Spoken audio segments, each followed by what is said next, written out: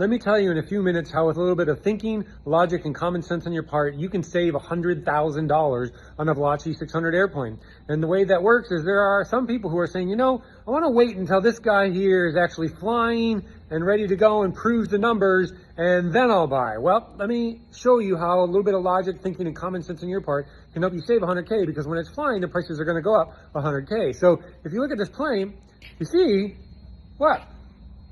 That it is pretty near done, right? So pretty sure after all this time, I'm going to finish it, right? But here's the thing. What's the difference between this plane sitting behind me right here and an Evolution, right? Lancer Evolution, now JMB has a partnership with them, whoever. They make a plane that has 750 horsepower. It's about this size in the fuselage. They have about a 6 foot longer wingspan, so about 3 feet on each wing. They got about the same tail area, right? They got about the same amount of drag. And so their plane is roughly about the same size, and their 750 horsepower makes their plane go, guess what? 290 knots. So let's look at some other factors that might make that different. But if you just on the surface, you go, wow. So here we have two planes that are both composite, and they're both about the same weight. Ours is actually a little bit lighter gross weight, a little bit lighter empty, right, than their plane is.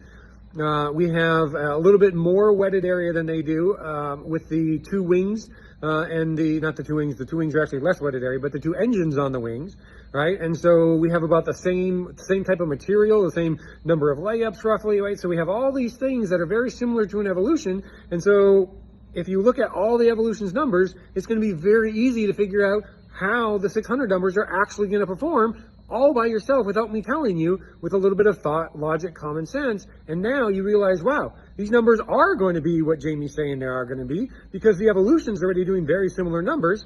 And our two engines are going to have a minimum of 350 horsepower. But if you get the canard that we're going to have as an option on the front, you can now put the V8 engines on, and we're going to now have over 900 horsepower pushing this puppy. And that's why you can see the 330 knots with the 900 horsepower is not that far off of a number from what the Evolution's already getting with their 850 horsepower plane. So again, you just use a little bit of common sense and logic, and what should you do? You should take all this into your brain and go, oh my gosh, the Evolution, a very similar plane in size, weight, shape, power, is already getting roughly 300 knots in speed. So of course, this one's going to do the same amount with the same amount of power. And it's as simple as that. So if you realize that and understand that, you can now go, oh, you know what? I want to put down a deposit now, because then that's going to save me 100K. I'll be paying $250 for the bit kit or $650K for the build assist, versus after it flies, it's going to be 100K more, because everyone's going to see what I've been trying to tell everybody for a long time. Use your logic, use your common sense, think a little bit, and now you can see how you can save 100K by purchasing now versus waiting like number of people are saying they want to do.